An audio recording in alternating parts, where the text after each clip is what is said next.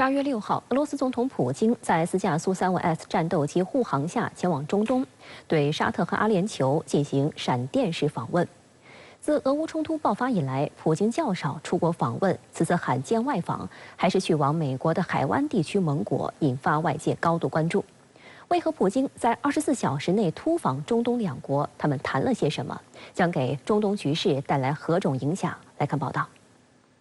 当地时间6号晚，普京搭乘空军1号飞机抵达沙特首都利雅得，率领代表团对沙特进行访问。走下舷梯后，已在停机坪等待的沙特接待团上前与普京握手。现场也有等待普京抵达的俄方人员。在与他们握手寒暄后，普京乘车离开机场，直接前去同沙特王储兼首相穆罕默德·本·萨勒曼会面。深圳卫视注意到，这是自2019年10月至今，普京与萨勒曼的首次面对面会晤。在会晤中，普京先对萨勒曼表示感谢，并称原本计划邀请萨勒曼访问俄罗斯，但计划发生了变化。他还表示，他们的下次会晤将会在莫斯科进行，并补充说，没有什么可以阻止我们友好关系的发展。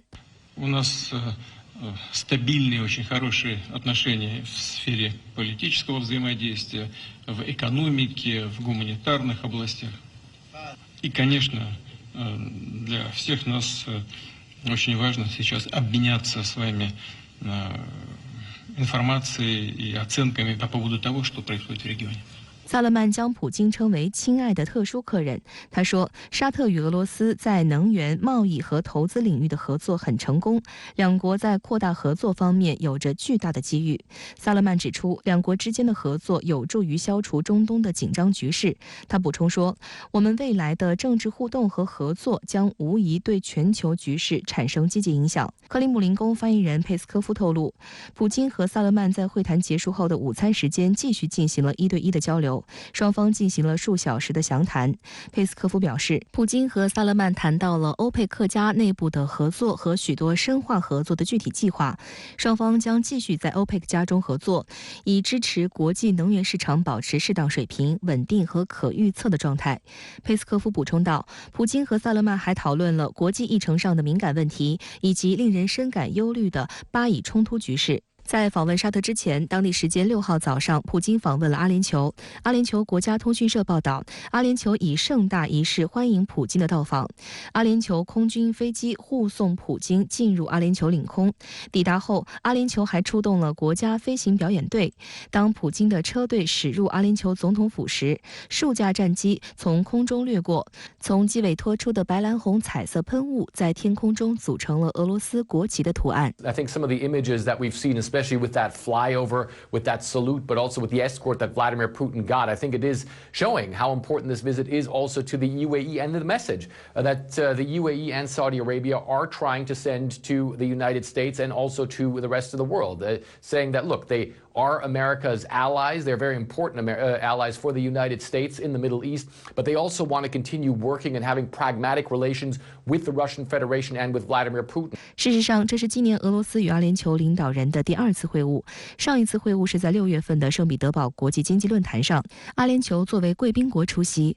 而在此次阿布扎比的会晤中，普京带领包括石油、核能、经济、外交、航天方面的俄罗斯高级官员代表团出席。普京表示，俄罗斯和阿联酋之间的关系处于前所未有的水平，专注于扩大两国间的经济联系。普京还邀请阿联酋总统穆罕默德·本·扎耶德·阿勒纳哈扬出席2024年在俄罗斯喀山举行的金砖国家领导人会晤。Отношения благодаря вашей позиции вышли на беспрецедентный. И действительно, Объединенные Арабские Эмираты – главный торговый партнер России в арабском мире. Реализуется ряд крупных проектов в нефтегазовой сфере. Мы сотрудничаем и по линии ОПЕК+. Мы сотрудничаем на международной арене. Объединенные Арабские Эмираты вносят огромный вклад в стабилизацию ситуации в мире, будучи непостоянным членом Совета Безопасности. 阿联酋总统阿勒纳哈扬回应说，很高兴大家继续共同努力，加强在多个不同领域的合作。UAE is Russia's largest trading partner in the Gulf. We are pleased to continue working with you on strengthening these relations and expanding areas of cooperation towards more growth and development in the coming period. 据阿联酋国家通讯社报道，普京还与阿联酋总统讨论了巴以新一轮冲突、乌克兰危机、联合国气候大会等共同关心的地区和国际问题。这次访问呢，对普京来说，我觉得是很高超的一步棋。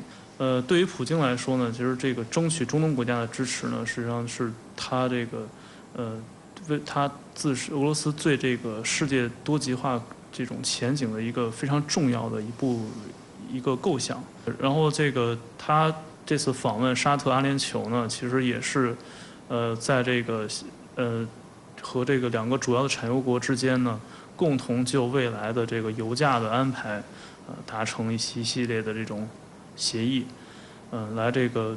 保证这个未来俄罗斯有一个比较稳定的能源的收益。值得一提的是，普京此次中东之行由4架苏35战斗机组成的俄武装力量空中编队全程伴飞。从俄罗斯国防部发布的视频可见，在普京乘坐的伊尔96专机两侧，4架苏35S 战机均携带4枚空导弹。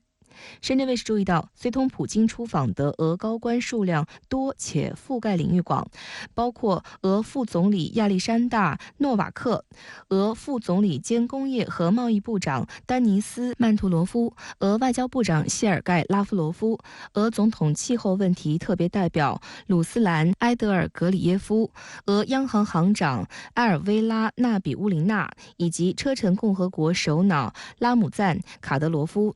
俄罗斯知名东方学家、外交官弗拉基米尔·扎哈罗夫表示，普京此访为与这两个阿拉伯国家的经贸合作注入了新的动力。如今，这两个国家已经成为俄罗斯重要的贸易伙伴。扎哈罗夫预计，相互贸易和科技合作将创纪录的增长。欧佩克加框架内石油生产和定价发展速度方面的协调也将加强。有国际观察人士分析，此次访问清楚地表明，西方抹黑和孤立俄罗斯的努力失败了。意大利前外交官马克尔卡内洛斯博士分析，沙特和阿联酋在过去几年里一直试图建立一种更加自主的外交政策，两国都在寻求政治和经济关系的多样化，拥抱多极化，而不是过时的集团思维。《华尔街日报》称，这次出访对普京来说很不寻常，可能会在美国和其海湾盟友之间打入楔子。今日俄罗斯电视台6号分析指，一些中东国家此前一直处于美国的轨道上，现在他们奉行更独立的政策，并试图摆脱西方的监护。彭博社称，尽管美国和欧洲试图在全球舞台上孤立普京，但普京的海湾之行表明，他有能力与全球其他地区建立联系。美国在最近过去一段时间以来，在过去7、8年以来呢，其实它在中东的影响力一直处在一种下降的状态。包括其实对它的战略重心本身呢，也在从中东在转移。就是这些中东国家呢，是希望去增强自身外交的一个多元平衡的特性，希望去发展和这个俄罗斯、中国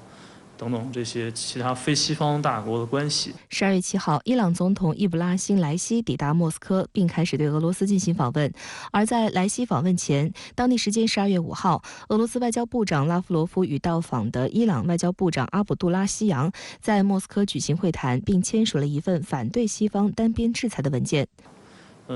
这两个国家都是长期以来呢备受这个美西方的各种制裁的这个影响啊。在这个问题上面，发出这样一种声音呢，有一定的象征意义，就是他在进行一种道义的这个呼吁。俄罗斯媒体称，普京周4将在莫斯科与莱西举行会谈，两国领导人将讨论实施经贸领域有前景的合作项目问题，其中包括交通与能源在内的项目，还将讨论国际与地区问题。会谈将以代表团参加的形式举行，还将以1对1小型工作宴会的形式举行。俄莫斯科共青团员报称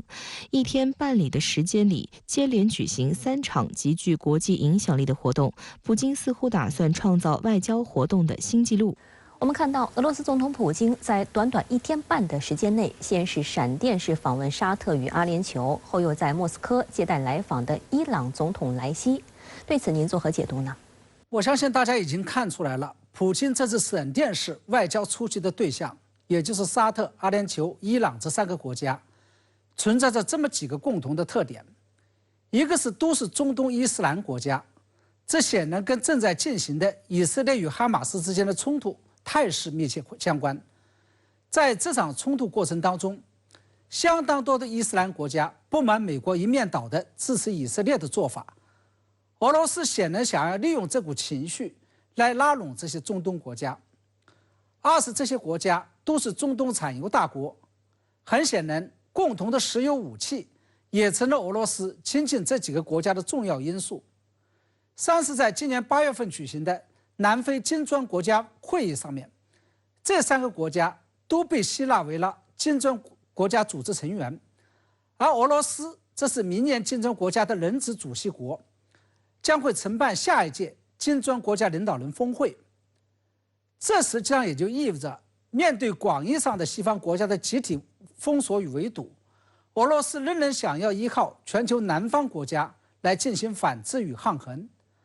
而金砖国家组织这成为了俄罗斯团结全球南方国家的重要抓手。那您认为，普京总统为什么会选择在这个节骨眼上对中东国家打出一套外交组合拳呢？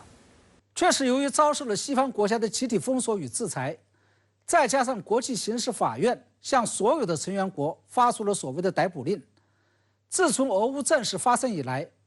俄罗斯在外交上经历了一段前所未见的低谷期。普京总统甚至连在南非举行的金砖国家领导人峰会，以及在印度举行的20国集团领导人峰会都没有参加。因此，这一次跟沙特、阿联酋与伊朗开展的密集互动，可谓是俄罗斯在外交领域的一次满血复活。我认为这背后的原因有3个，一个是在俄乌战场上，俄罗斯军队抵挡住了乌克兰军队长达半年时间的大反攻，并使得俄乌战事重新陷入了焦灼状态。这无疑是俄罗斯在外交上敢于重新出击的底气之所在。二是西方国家对于乌克兰的军事援助不仅出现了疲态，而且陷入了巨大的分歧当中，这就让普京看到了在外交上扭转颓势的希望。第三，这是因为西方国家要同时应对俄乌战事与巴以冲突，让普京看到了以中东为抓手来突破西方国家封锁，甚至是分化瓦解西方反俄阵营的机会。有评论认为，普京这次跟沙特、阿联酋以及伊朗之间的外交互动，让俄罗斯重新回到了国际舞台的中心。那您觉得情况是这样吗？我认为这一说法显然是过于乐观了，甚至是有些言过其实。当前的俄罗斯仍然只是在尝试着要打破西方国家因为俄乌战事而构建的隔离与封锁墙，离回到世界外交舞台的中心，甚至离真正打破封锁，仍然还有相当漫长的路要走。我认为当前至少有2道障碍是俄罗斯在中短期内无法突破的。其一是，当前俄罗斯的外交出击方向仍然只是集中在少数发展中国家，尤其是集中在那些在俄乌战事中并没有明确选边站的发展中国家。